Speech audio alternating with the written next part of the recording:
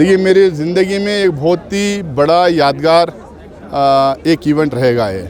जिस तरह से रियासत के मुख्यमंत्री चीफ मिनिस्टर सिद्धरामैया साहब, हमारे पार्टी के प्रेसिडेंट और रियासत के deputy chief minister DK Shiv Kumar साहब, दिल्ली से सलमान खुर्शीद साहब, बिहार से शकील अहमद खान साहब, बॉम्बे से बाबा सिद्दीकी साहब, HK पाटिल साहब, दिनेश गुंडूराव साहब, हमारे सारे लीडर ज़मीर अहमद साहब, तनवीर सेठ साहब, नसीर अहमद साहब, रिजवान साहब, प्रियांक खरगे साहब, अब्दुल जब्बार साहब, शहीद भाई, हमारे और दूसरे कनीज़ फ़ातिमा साहिबा, हमारे इकबाल हुसैन साहब, सलीम अहमद साहब, ये जितने भी लीडरान यहाँ पे मौजूद थे।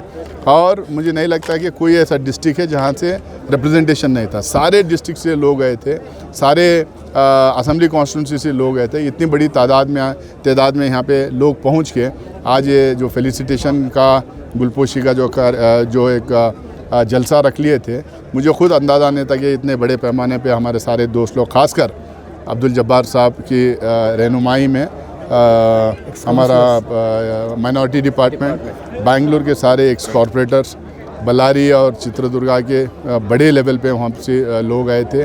और साथ में वक्फ बोर्ड के भी बहुत सारे लोग इसमें शामिल थे, अनवर बादशाह और उनकी पूरी टीम शामिल थी। ये सारे लोग जिस तरह से आके मेरे CWC मेंबर होने के मौके पे जो मुबारकबाद देने आए थे, तो मैं उन तमाम लोगों का दिल से शुक्रिया अदा करना चाहता हूँ। दिल के गहराइयों से उन तमाम लोगों का शुक्रिया अदा इसलिए करना चाहता हूँ कि ये प्यार और मोहब्बत उन्होंने जो दिखाया है मुझे, जिससे मुझे लगता है कि और ज़्यादा 10 गुना 100 गुना ज़्यादा मेरी ज़िम्मेदारी बढ़ गई है। मैं इंशाअल्लाह इनके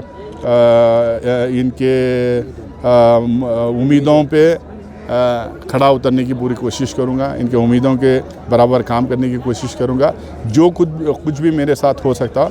और आज की मौजूदा हालात में जिस तरह से हमारे कम्युनिटी को आगे लेके बढ़ना है, उनके इश्यूज़ को हैंडल करना है और टैकल करना है, उसी तरीके से मैं करने की कोशिश करूँगा।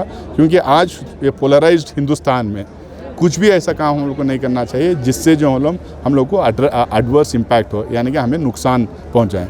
इमोशनल इश्यूज़ को साइड में रखें, पॉजिटिव एजेंडा और पॉजिटिव काम की हम लोगों को बात करना चाहिए। खासकर कांग्रेस पार्टी जो सबको साथ में लेके चलना चाहती है, जो राहुल गांधी जो मोहब्बत की दुकान खोलने की बात करते हैं, तो इसमें जहां सबको मौका मिलता है और कांग्रेस सबके लिए जो काम करती है, तो कांग्रेस के साथ मुसलमान कैसा एंगेज करे, किन मुद्दों पे एंगेज करे। क्या हम पिछले 60-70 साल से जिस तरह से इमोशनल मुद्दों पे हम लोगों ने उन कांग्रेस पार्टी या दूसरे पार्टियों के साथ एंगेज करने की कोशिश की है, उससे हमें काफ़ी नुकसान हुआ है।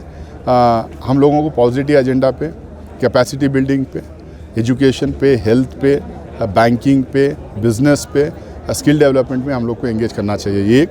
और दूसरा जो है इमोशनल मुद्दों पे हम लोग ट्रैप नहीं होना चाहिए, 2। और तीसरा जो है सबसे बड़ा आज हमारे सामने जो एक चैलेंज है कि जो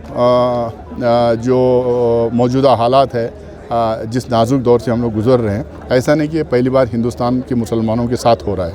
1947 में पार्टीशन के टाइम पे ऐसा हुआ था। उसके बाद कई दंगे फसाद देश भर में हुए। उसके बाद 1992 में बाबरी मस्जिद की शहीद की गई। उसके बाद 2002 में गुजरात के दंगे हुए।